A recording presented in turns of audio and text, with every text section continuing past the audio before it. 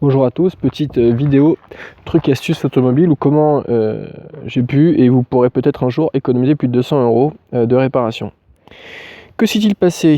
Donc c'est une histoire de bras d'essuie-glace arrière. Que s'est-il passé? Donc hiver 2018-2019, je fais fonctionner mon essuie-glace arrière. Mes problèmes, la tige qui est en fonte donc tourne bien, le moteur tourne bien, mais le bras d'essuie-glace que vous voyez ici reste collé à cause du gel à la vitre arrière. Bon, je laisse traîner parce que c'est pas si grave finalement de pas avoir d'essuie-glace arrière. Je passe au détail.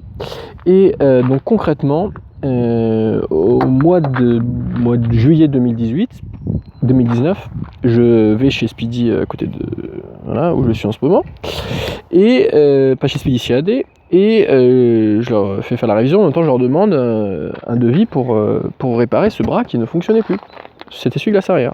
Ils me disent ouh là là, c'est compliqué, il faudrait, il regarde, il enlève ça, il y a le moteur derrière, et dit oh là, il faut changer le moteur. Moi ça m'impressionne un peu. Bon, d'abord je m'étais jamais intéressé au fonctionnement d'un essuie-glace, mais en tout cas je lui paye pas son devis, je prends pas les 250 € là pour juste réparer le truc. Je laisse traîner l'affaire jusque peut-être au mois de février, au mois de janvier, je sais plus bien, 2020. Et parce que je passais chez Speedy et un gars me dit mais écoutez, c'est 200 € quoi si vous voulez faire réparer ça. Bon, du coup je prends pas le devis et puis je laisse passer du temps. Je récupère un type un jour en Blablacar qui travaille dans l'automobile et il me dit mais écoutez, une fois qu'on aura terminé le Blablacar, je descendrai, je regarderai, peut-être il suffit de changer le bras d'essuie-glace et c'est bon quoi. Pas justement de changer le moteur de l'essuie-glace. Et donc il me dit bah écoutez, il regarde, il me dit bah finalement ouais achète le bras d'essuie-glace, tu verras bien. J'achète pour 15-20 €, transport compris, le bras d'essuie-glace sur internet, vous savez avec la plaque d'immatriculation on retrouve facilement les produits qui correspondent à notre voiture. Et donc tout heureux avec mon bras d'essuie-glace, simplement j'avais un problème, c'est que si vous voulez il y a une pièce qui fait la liaison entre le bras d'essuie-glace, qui appartient au bras d'essuie-glace, mais qui permet de faire la liaison entre le bras d'essuie-glace et la tige en fonte qui va vers le moteur, et cette pièce était comme soudée à cause de l'oxydation. Donc j'ai essayé, et même des voisins m'ont aidé pour essayer de l'enlever cette pièce, mais c'était impossible. J'ai fait plusieurs garages, Midas, Speedy, soit ils voulaient pas, soit ils ont essayé mais ça marchait pas, et leur technique marchait pas.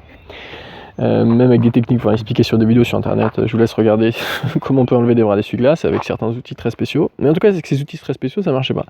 Finalement, je tente mon dernière chance dans un petit garage qui venait d'ouvrir à côté de Midas à Montchil-Bretonneux.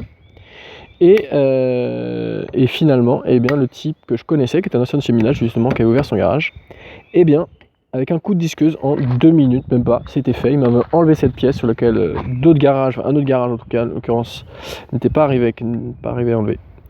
Voilà, et donc on a mis l'essuie-glace, mis le bras d'essuie-glace à nouveau, donc j'avais acheté sur internet, et tout fonctionnait. Voilà. Donc par la providence, hein, simplement le conseil d'un gars sur Blablacar, qui avec du bon sens, si évident finalement, m'a permis d'économiser beaucoup d'argent et vous permettra peut-être, si vous avez la même situation, même problème, d'économiser quelques centaines d'euros. Voilà, excellente après-midi à vous.